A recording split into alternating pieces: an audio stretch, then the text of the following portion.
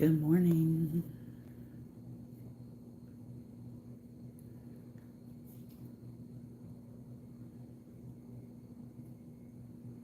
Good morning. Good morning. Good morning. Good morning to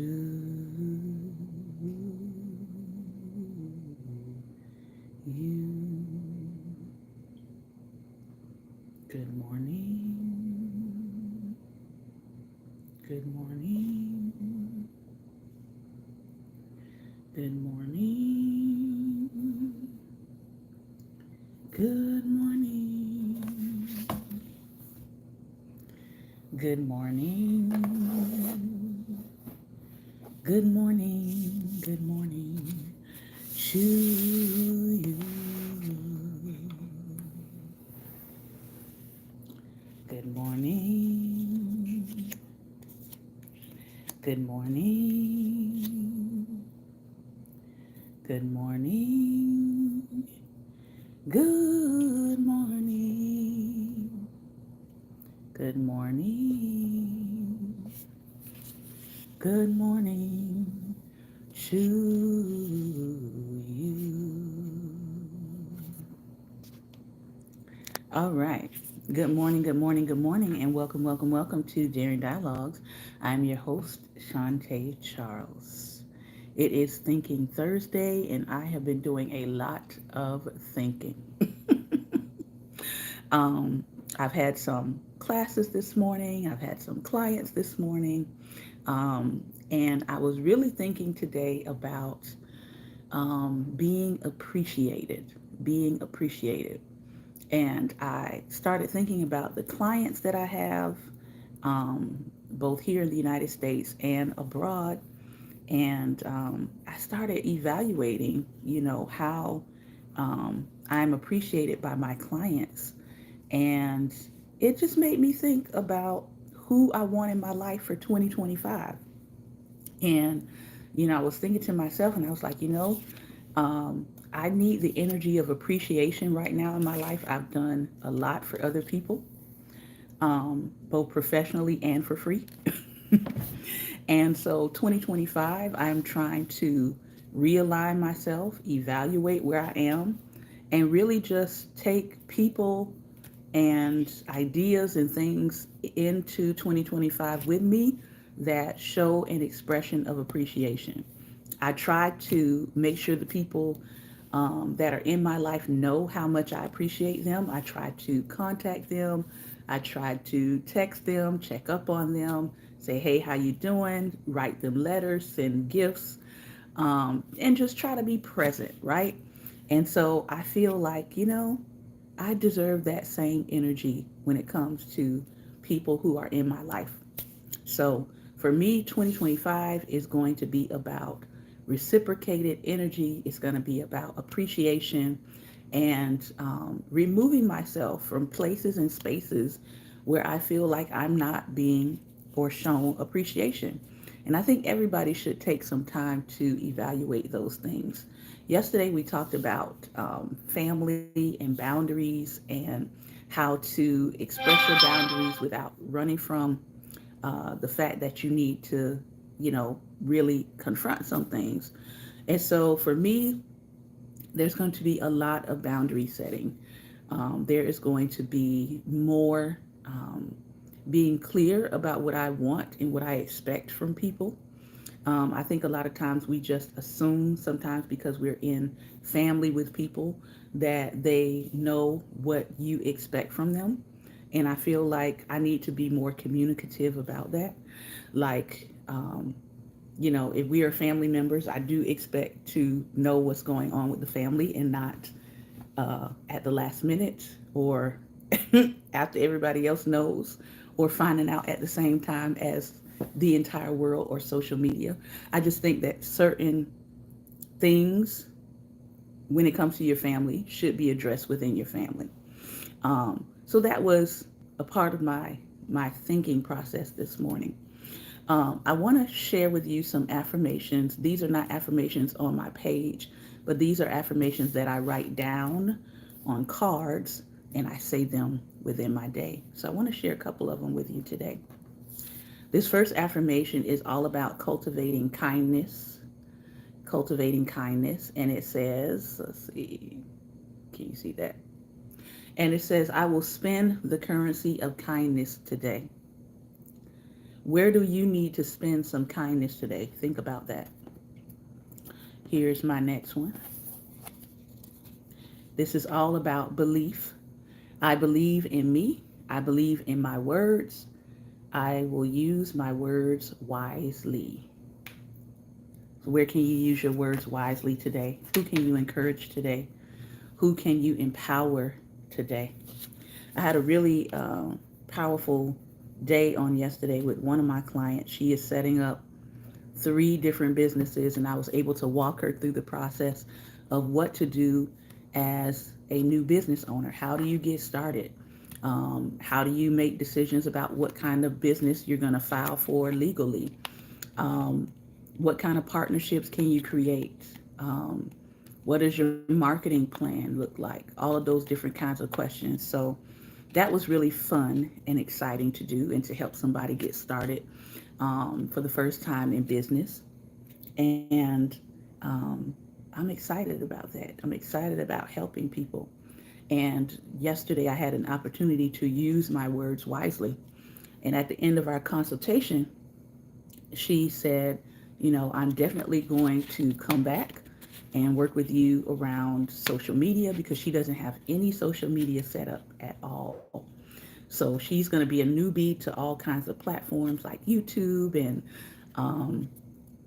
I don't want to say the other one, the one that everybody's leaving, but YouTube and Blue Sky, Instagram, Facebook. So we're going to walk her through the process of setting up her social media accounts and getting started. But I thought about that. I said, wow, this is a rarity in the United States to be walking somebody through setting up social media accounts because most people here have at least one. So everything about it is going to be new for her. And my last affirmation for today is today will be an amazing day because I am in it. I want you to know that the day is already amazing because you are in it. You are the thing that makes the day amazing. And if you don't believe that, I need you to start believing it. You are the thing, you are the person, you are the human being that makes the day amazing. You do. Sometimes people are waiting for something amazing to happen, but it's like, no, you are the amazing thing.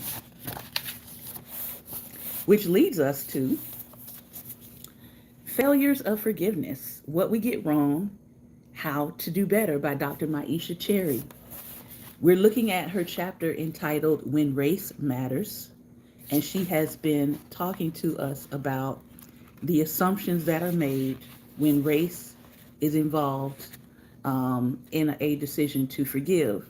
She talked about when the past and the present shape the meaning. She talked about the fact that when the victim is Black, people often come with questions about forgiveness, but when the victim is not, sometimes that question never really even comes up.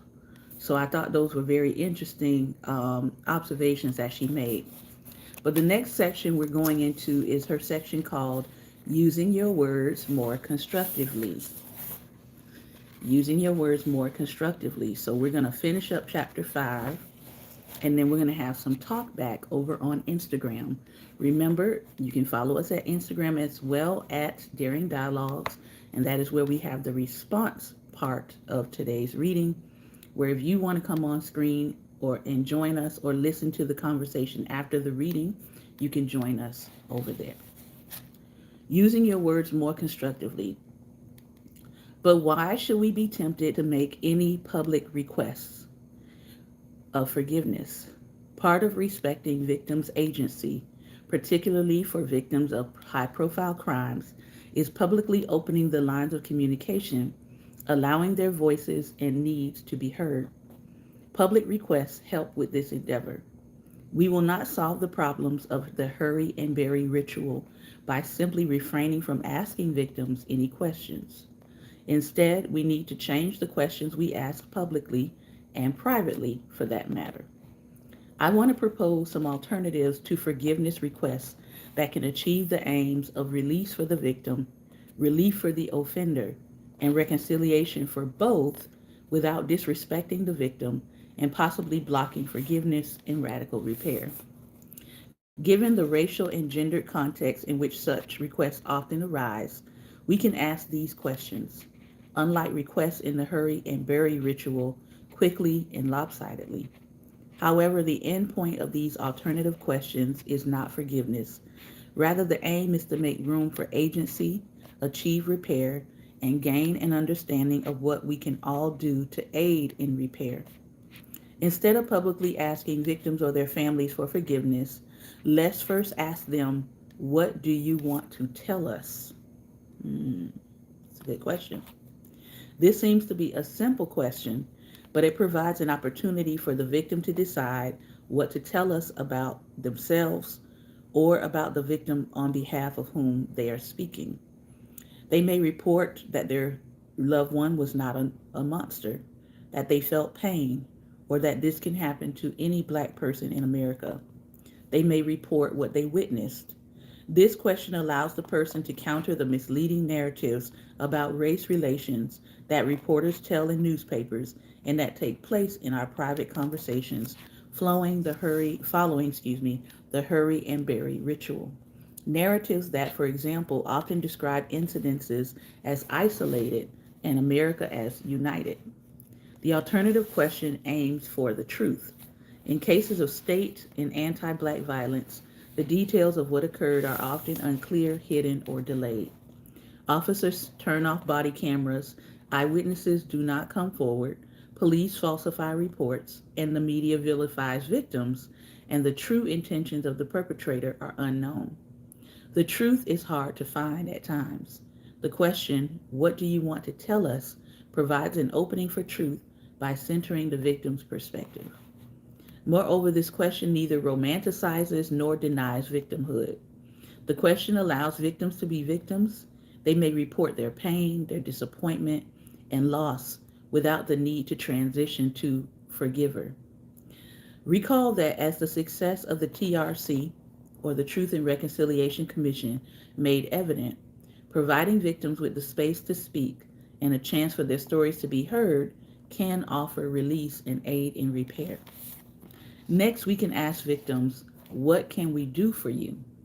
This question provides an opportunity for the victim to explain how their fellow citizens, requesters, and bystanders might help. Rather than place additional burden on the victim, as public requests for forgiveness do, this question doesn't ask victims to do anything. It asks instead what victims would have others do for them. The victim could guide the reporter in what kind of story to write, or explain how other citizens can join them in protesting, in searching, in engaging in institutional pressure. Unlike lopsided requests, this second question suggests that we as bystanders have a moral obligation to respond to victims. The third question we might ask the victim is, what do you want to happen? While the question asks that we community members might do something in the second one, the third question offers the victim an opportunity to focus on broader social changes. The victim could respond to the question with, I want justice, or I want body cameras, or I want police to be retrained. These are things that only institutions or people in power can bring about. The third question is also an aspirational question. The victim could express future aspirations. They could respond with, I hope we all learn to get along, or please talk about the ways in which we have a systemic problem. The question can provide victims with the opportunity to make political and moral demands. It can also allow them to consider how they might move forward toward a better, safer, and transformative position, not only for themselves, but also for other victims and marginalized folks.